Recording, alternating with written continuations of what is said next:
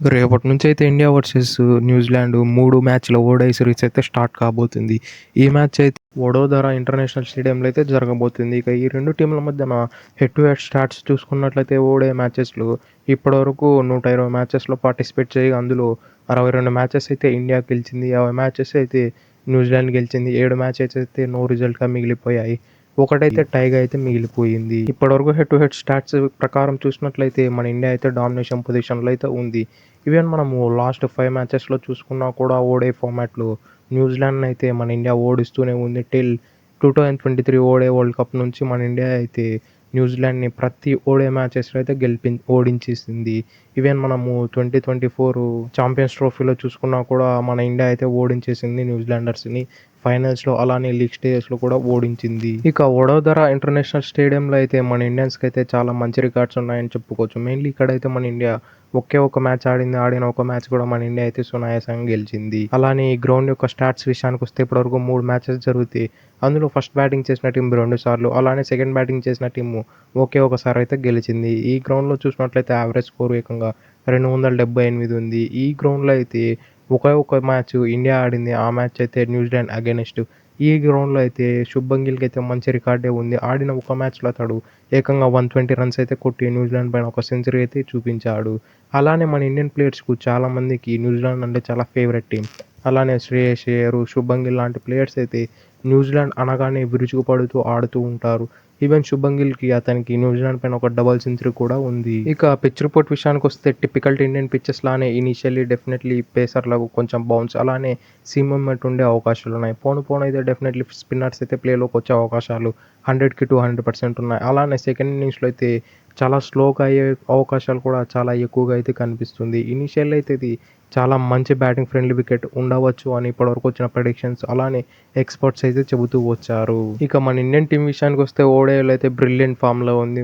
Mainly మన Indian cricket legends అయిన విరాట్ కోహ్లీ మరియు రోహిత్ శర్మ అయితే వాళ్ళ ఫామ్‌ని ఎక్కడ కానీ బ్యాక్ చేయకుండా, డ్రాప్ కాకుండా అద్భుతమైన ఫామ్‌ని అయితే చూపిస్తూ వస్తున్నారు. ఈవెన్ మనం లాస్ట్ 2 సిరీస్‌లో చూసుకున్నా కూడా ఇండియా సౌత్ ఆఫ్రికాతో అయితే అద్భుతమైన పెర్ఫార్మ్ చేసింది. అంతకుముందు అయితే ఆస్ట్రేలియాతో అంత మంచి పెర్ఫార్మెన్స్ అయితే అందించలేదు. కానీ సౌత్ ఆఫ్రికాతో బ్రిలియంట్ పెర్ఫార్మెన్స్ అందించి మెయిన్‌లీ విరాట్ కోహ్లీ, రోహిత్ శర్మ వీళ్ళిద్దరూ అయితే స్టాండప్ ప్లేయర్స్‌కి అయితే నిలబడ్డారు. కాబట్టి మన ఇండియా అయితే అప్ టు ద మార్క్ అయితే కనిపిస్తుంది. ఈవెన్ న్యూజిలాండ్ వాళ్ళు కూడా రీసెంట్‌గా ఆడిన వెస్టిండీస్‌తో ఓడిఐ సిరీస్‌లో 3 మ్యాచ్‌ల సిరీస్‌లో 3 మ్యాచ్‌లు వాళ్ళే గెలిచి ఏకంగా వైట్ వాష్ చేసి పడేశారు. ఈవెన్ మన ఇండియా అయితే ఒక మ్యాచ్ ఓడిపోనన్నా ఓడిపోయింది. కానీ న్యూజిలాండర్స్ అయితే ఒక్క మ్యాచ్ కూడా ఓడిపోకుండా గట్టి ధీటైన జవాబైతే ఇచ్చారు వెస్టిండీస్ ప్లేయర్స్‌కు. కాబట్టి న్యూజిలాండర్స్‌ని కూడా ఎక్కడ గాని తక్కువ అంచనా వేయొద్దు. మెయిన్‌లీ వాళ్ళ దగ్గర డారెల్ మిచెల్, అలానే లేథమ్ లాంటి ప్లేయర్స్ ఉన్నారు. వీళ్ళిద్దరికైతే మన ఇండియన్ టీమ్ పైన చాలా మంచి రికార్డ్స్ ఉన్నాయి విత్ ద బ్యాట్ అయితే. డెఫినెట్‌లీ మన ఇండియా అయితే ఇది బ్యాక్ ఆఫ్ ద మైండ్ పెట్టుకొని వీళ్ళ కోసం కొత్తగా ప్లాన్ చేసి అయితే డెఫినెట్‌లీ రచించి ఉండవచ్చు.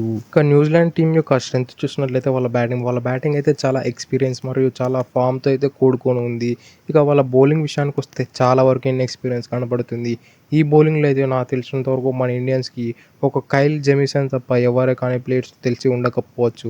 అంతా కొత్త ప్లేయర్సే. కాబట్టి వీళ్ళ ఫాస్ట్ బౌలింగ్ తేలిపోయే అవకాశం ఉంది. ఆఫ్‌కోర్స్ స్పిన్నర్‌లో one of the greatest bowler అయిన మిచెల్ శాట్నర్ కూడా ఈ స్క్వాడ్‌లో అయితే లేడు. డెఫినెట్‌లీ అదైతే చాలా పెద్ద డ్రాబ్యాక్ అని చెప్పుకోవచ్చు.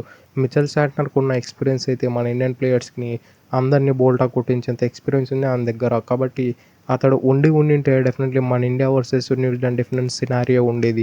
ఇప్పుడు అతడు లేడు కాబట్టి డెఫినెట్‌లీ ఇంకో సినారియో ఉంది. అది ఏమన్నా ఉందా అంటే డెఫినెట్‌లీ మన ఇండియా ఈజీగా న్యూజిలాండ్‌ని టేక్ ఆన్ చేసే అవకాశాలు ఉన్నాయి.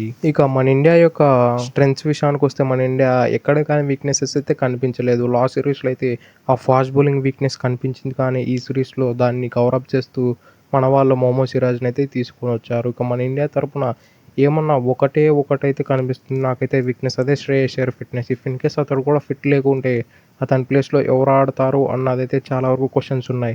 ఇప్పటివరకు వచ్చిన రూమర్ల ప్రకారం అయితే అతడు ఫిట్ లేకుంటే రుతురాజ్ గైక్వాడ్‌ని డైరెక్ట్‌గా విజయ్ హజారే ట్రోఫీలోంచి అతన్ని తీసుకొచ్చి ప్లేయింగ్ 11లో ఆడించే అవకాశాలు ఉన్నాయని వచ్చిన రూమర్స్ అయితే చెబుతూ ఉన్నారు. ఈవెన్ శ్రేయస్ అయ్యర్‌కి అయితే న్యూజిలాండ్ పైన చాలా మంచి రికార్డులు ఉన్నాయి. అతడు న్యూజిలాండ్‌కి వెళ్ళినప్పుడు కూడా అతడు సెంచరీ కొట్టాడు. న్యూజిలాండ్ మన ఇండియాకి వచ్చినప్పుడు కూడా న్యూజిలాండ్ పైన సెంచరీలు కొట్టాడు. కాబట్టి శ్రేయస్ అయ్యర్‌కు చాలా మంచి రికార్డులు ఉన్నాయి. అలానే విరాట్ కోహ్లీకి కూడా ఈ టీం పైన ఏకంగా 6 సెంచరీలు ఉన్నాయి ఓడే ఫార్మాట్లో. కాబట్టి విరాట్ కోహ్లీ కూడా ఎక్కడే కానీ గ్రాంటెడ్గా తీసుకోరు New Zealand player. If in case Virat కోహ్లీని గ్రాంటెడ్గా తీసుకున్నట్లయితే అతడికి రీసెంట్ ఫామ్ అలానే న్యూజిలాండ్ పైన ఉన్న ఫామ్ని చూసుకున్నట్లయితే అతడు ఏకి పారేస్తాడు న్యూజిలాండ్ టీంని. ఇక మన ఇండియన్ టీం యొక్క ప్రబుల్ ప్లేయింగ్ 11 విషయానికి వస్తే శుభ్మన్ గిల్, రోహిత్ శర్మ ఓపెనర్స్గా ఉంటారు. వన్ డౌన్లో విరాట్ కోహ్లీ, నెంబర్ 4లో రుతురాజ్ గైక్వాడ్ ఆర్ శ్రేయస్ అయ్యర్, నెంబర్ 5లో వాషింగ్టన్ సుందర్, నెంబర్ 6లో కేఎల్ రాహుల్, నెంబర్ 7లో రవీంద్ర జడేజా, నెంబర్ 8లో హర్షిత్ రాణా, నెంబర్ 9లో కుల్దీప్ యాదవ్, నెంబర్ 10లో మొహమ్మద్ సిరాజ్, నెంబర్ 11లో హర్షదీప్ సింగ్తో బరిలో దిగే అవకాశాలు ఉన్నాయి.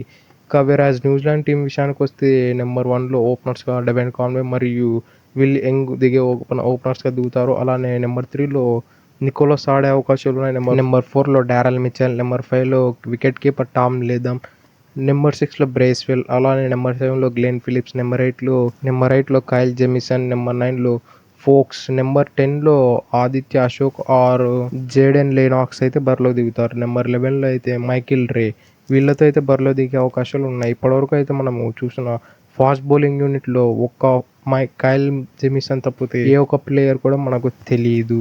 That's it for today. ఇలాంటి మరిన్నో వీడియోల కోసం మన ఛానల్ సబ్స్క్రైబ్ చేసి డైలీ ఫాలో కానీ. Thank you for have a nice day.